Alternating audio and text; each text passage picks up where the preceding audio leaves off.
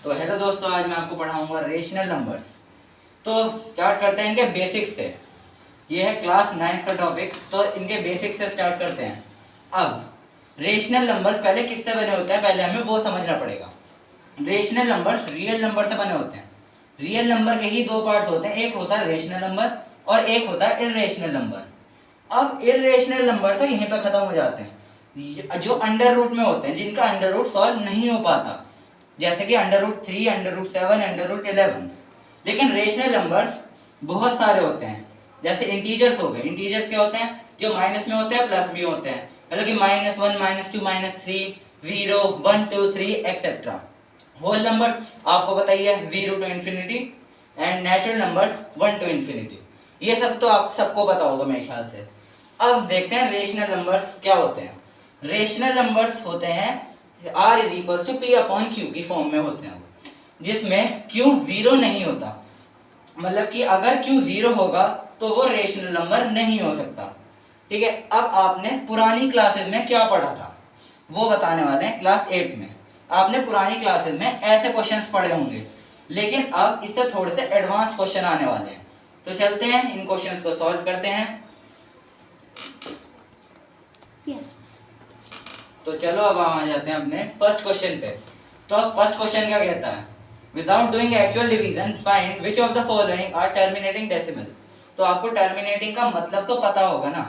Terminating वो होते हैं जिन्हें हम डिवाइड करें तो उनका कुछ आंसर आ जाता है, चाहे पॉइंट में ही आए, लेकिन मिक्स फ्रैक्शन में ही आए, लेकिन आंसर आ जाता है, वो कहीं ना कहीं स्टॉप हो जाते हैं।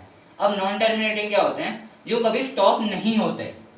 नॉन टर्मिनेटिंग होते हैं जो स्टॉप नहीं होते, और नॉन टर्मिनेटिंग एंड रिपीटिंग वो होते हैं जो कि स्टॉप भी नहीं होते और बार बार सेम डिजिट आते रहते हैं, जैसे कि 5 7 5 7 5 7 5 7 आती जा रही है, तो उन्हें कहते हैं रिपीटिंग डेसिमल।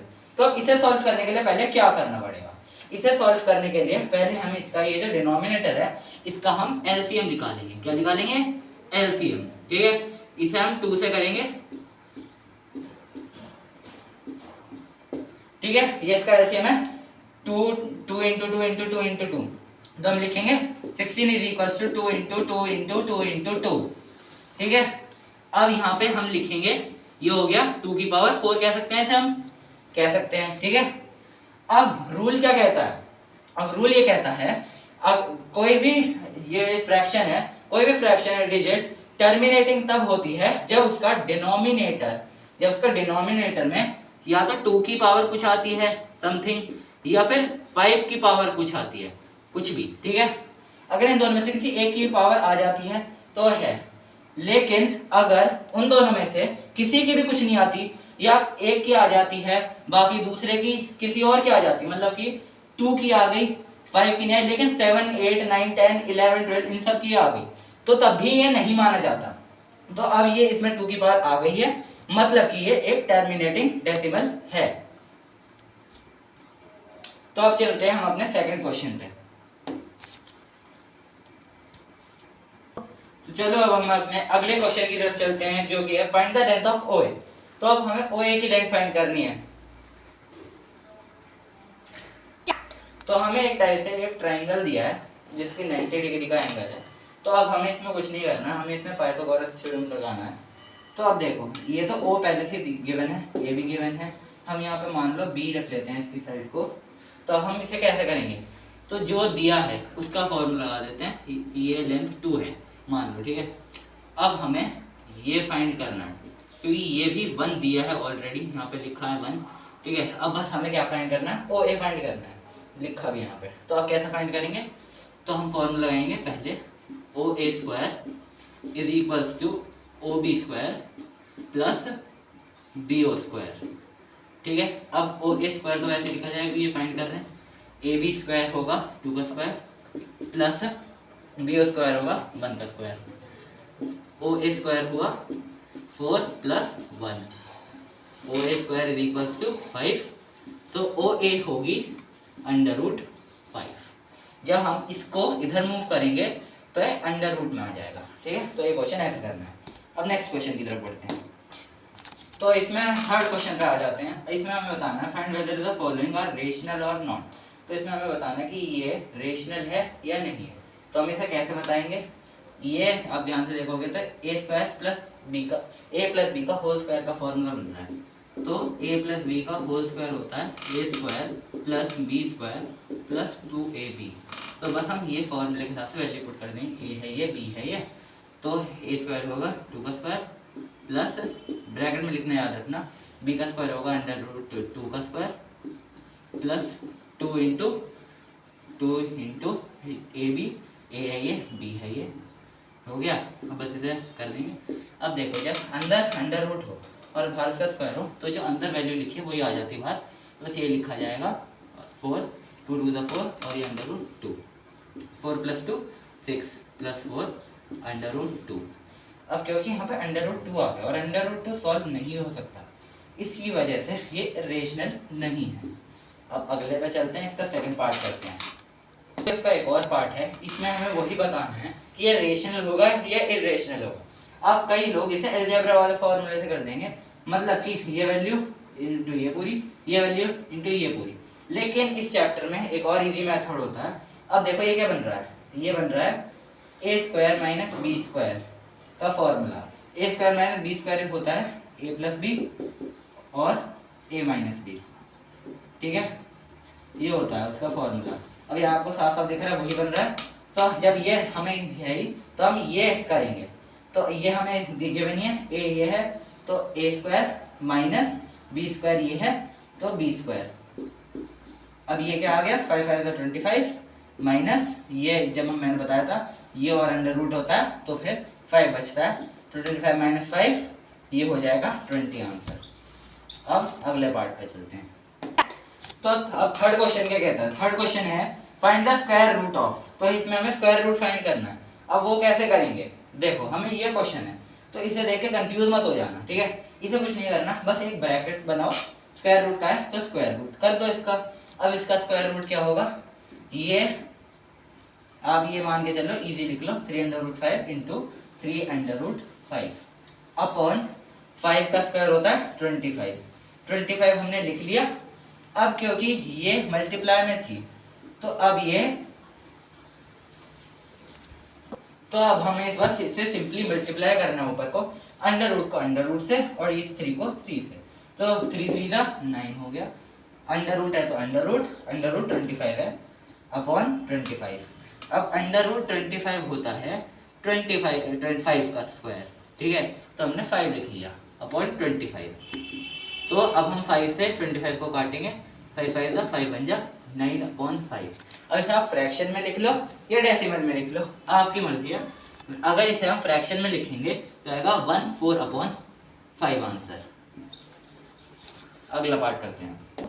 अब ये क्वेश्चन 4 आ गया, इसे आप ध्यान से समझ लोगे तो आपका 9th का आधे नंबर का ये क्वेश्चन हो सकता है।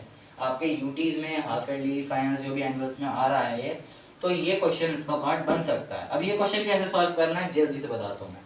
x की वैल्यू दी है, मतलब कि ये हमें पहले से दिया है, हमें फाइंड करना है 1/x। तो 1/x क्या होगा, 1/x की वैल्यू ये दी है तो √5 - 2। अब इसे कैसे सॉल्व करते हैं, ये जब ये नीचे ये है तो इसकी मल्टीप्लाई ऊपर करेंगे, अगर नीचे नेगेटिव साइन है तो ऊपर बस पॉजिटिव साइन आ जाएगा और उसके साथ नीचे भी आ जाएगा यही सेम। अगर यहाँ पे प्लस का साइन होता तो यहाँ पे दोनों में माइनस का हो जाता, लेकिन मल्टीप्लाई ऊपर नीचे दोनों में होगी, इसे ध्यान से समझो, ठीक है। अभी ये इसकी मल्टीप्लाई 1 में हुई तो √5 + 2 ही हो गया। अब लेकिन जब इनकी होगी तो ये बन जाएगा a² - b² वाला फॉर्मूला। तो a² है ये माइनस b² है 2, ये हो गया, इतना समझ में आया। अब देखो √5 + 2 अपॉन ये जब इससे कैंसिल हो गया तो ये 5 बचा -4 इसका स्क्वायर, ठीक है। √5 + 2 अपॉन 1, नीचे का मामला खत्म हो चुका है, अब कुछ नहीं बचा, ठीक है। चलो 3 2 1 के काउंट पे चलो।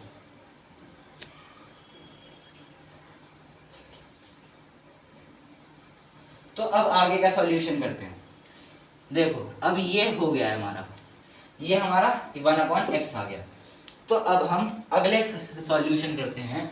हमें x गिवन है 5 - 2, हमें प्लस का साइन है प्लस, 1/x गिवन है √5 + 2। अब बीच में प्लस हो या माइनस, जब भी ऐसा होता है कोई माइनस और प्लस की सेम वैल्यूज दिखाई देती हैं तो उन्हें वो कट जाती हैं आपस में। तो अब क्या बचा √5 + √5, तो √5 + √5 आ जाएगा 2√5। ये है हमारा इस क्वेश्चन का आंसर। अब फाइनल क्वेश्चन की तरफ बढ़ते हैं अपने। तो अब ये हमारा आज का आखिरी क्वेश्चन है। अगर आपने इसे कर लिया तो मतलब कि आपने पूरा रेशनल नंबर्स का चैप्टर 9th क्लास के सिलेबस का कंप्लीट कर लिया। फिर आप चाहे अपनी बुक में कोई सा भी क्वेश्चन देख लो, आपको आ जाएगा। तो अब इसे स्टार्ट करते हैं। हमें ए और बी की वैल्यूज फाइंड करनी है, ठीक है। अब जब हम इसका सॉल्यूशन कर लेंगे तो मतलब ऐसा कुछ आना चाहिए, ऐसे फॉर्मेट में।